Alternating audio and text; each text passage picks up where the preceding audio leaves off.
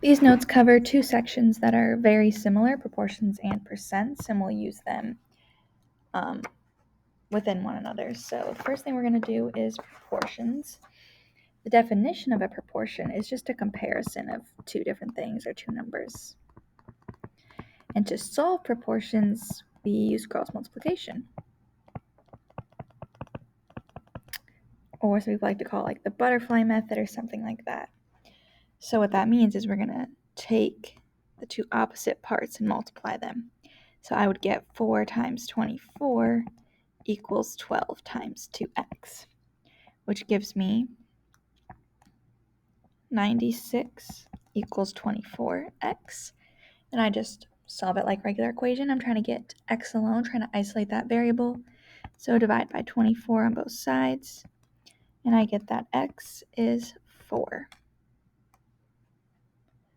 All right, so the next one, we'll do 5 times 2, which is 10, and 3 times 6x, which is 18x. Divide both sides by 18, and I get that x is, and I could just leave this as 10 over 18, and then I can simplify that down to 5/9. All right, now for percents, we are going to be using proportions to solve percents. So I'm going to show you over here some different formulas that we use. So we have the part over the whole is equal to the percent over 100. And to help you remember which one is the part and which one is the whole, you want to look for the words is and of. So it's like is over of equals the percent over 100. And these are the main ones that I like to use. Another one that some people like to use that you might want to write down is part over whole times 100 is equal to the percent.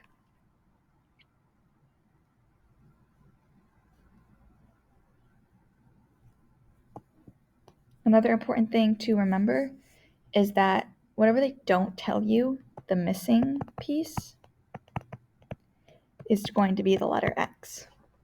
That's what we're solving for. So we have 12 is 40% of what number?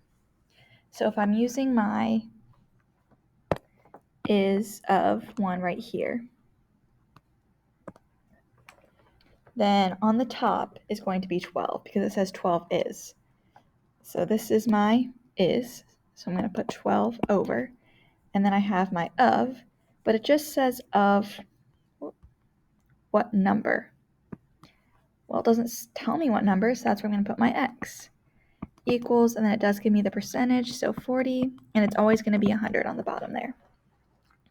And this looks just like what we did above, so we're going to solve it the same way. We're going to cross multiply.